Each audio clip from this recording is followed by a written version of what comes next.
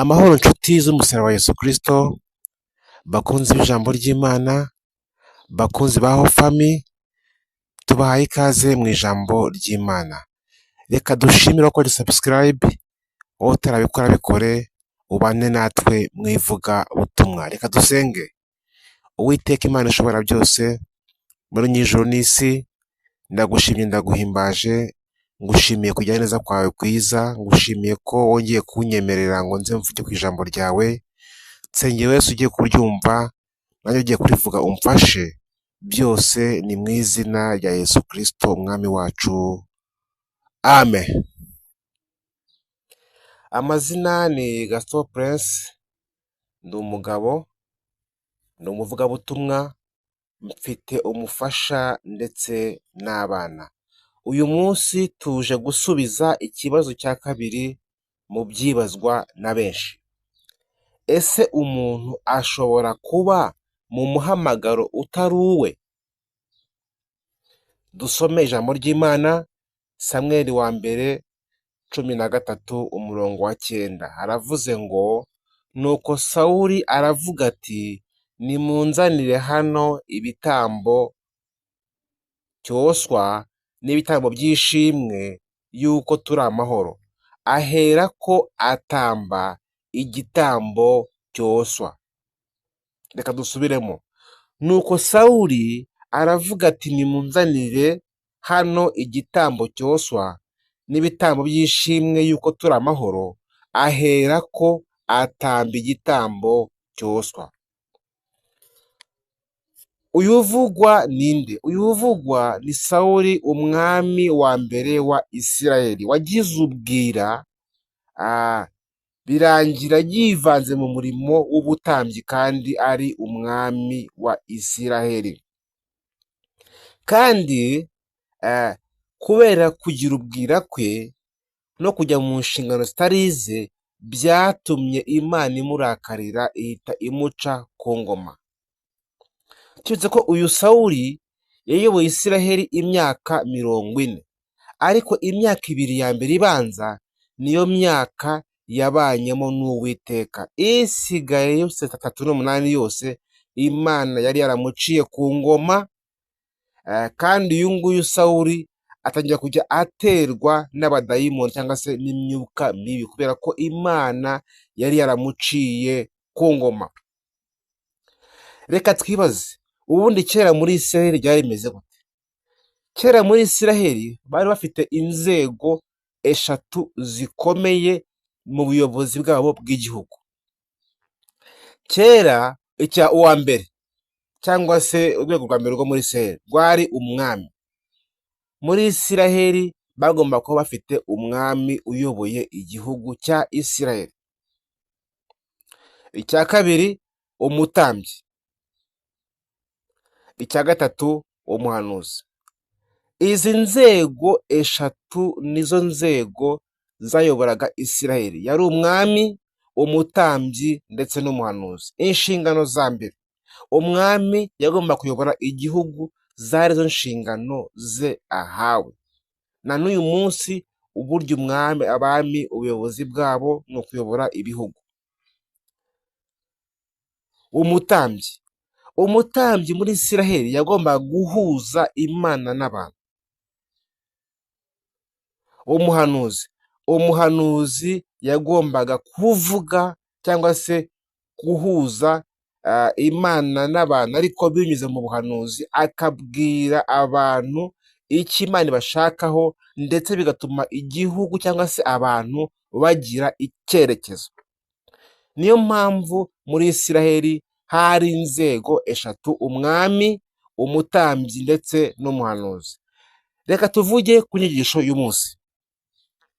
Ese umuntu ashobora kuba mu muhamagaro utari uwe? Dore igisubizo: yego, birashoboka. Ikintu muri iyi minsi kishe umurimo w'Imana ni uko abantu benshi bagiye mu mihamagaro itari iyabo, cyangwa se bagiye mu mihamagaro y'abandi. Reka twibaze, iyo umuntu agiye mu muhamagaro utari uwe bigenda gute? Reka turebe ingero ebyiri z'uko bigenda iyo umuntu agiye mu muhamagaro utaruye. Urugero rwa mbere,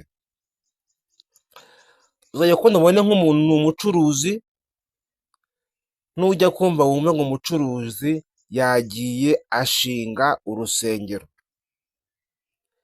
Iyo umuntu ashinze urusengero yari umucuruzi atarabihamagariwe, dore ikintu akora. Iteka ryose iyo yigisha abantu, inyigisho ze zose aba avuga ku mafaranga, kubera kumenyera ubucuruzi abuzana mu masengesho ndetse akabuzana mu materaniro y'abera. Muri make uyu muntu bitewe n'uko yamenyereye ubucuruzi, iyo ahinduye akajya mu byo gusenga, n'ubundi iteka ryose yigisha amafaranga kubera ko yamenyereye ubucuruzi. Mu mvugo yumvikana, yagiye mu muhamagaro utari uwe, niyo mpamvu azana ubucuruzi aho butakabaye bugomba kuba. Timoteyo wa mbere 6:10 haravuga ngo mwirinde abameze batyo. Reka tuhe urugero rwa kabiri. Umuntu akandikira korari ngo arayikunda. Burya iyo wandikiye korari ukavuga ko uyikunda, bitandukanye no kuba ufite umuhamagaro wo kuririmba. Iyo wandikiye korari ukavuga gusa ngo urayikunda gusa, udafite umuhamagaro wo kuririmba, ubundi niba ukunda korari genda uyitere inkunga. Ntabwo gukunda korari bivuze kujya kuyiririmbamo ngo ube umuririmbyi wayo, ahubwo iyo uyikunda uyitera inkunga. Iyo ufite umuhamagaro wo kuririmba ujya mu baririmbyi. Burya korari igira abantu bari mu buryo butatu. Uburyo bwa mbere, korari igira abantu bahamagawe n'Imana. Umuntu wese uri muri korari yarahamagawe n'Imana, yihanganira mu murimo. Umuntu wa kabiri ni umuntu wihamagaye. Uwa gatatu ni umuntu waje muri korari ariko azanywe na bene wabo. Burya korari igira abantu Imana yahamagaye, ikagira abihamagaye, ikagira n'abahamagawe na bene wabo. Dore icyerekana abantu bihamagaye muri korari cyangwa se mu murimo w'Imana. Aba bantu iteka ryose baragorana. Nubona mufite umuririmbyi muri korari uhora agorana, nta gitekerezo, ahubwo ahora azana inama zo gusenya gusa, ni ikimenyetso cy'uko atari mu muhamagaro we. Reba neza ko uyu muntu buri munsi uhora abaca intege, uhora agorana.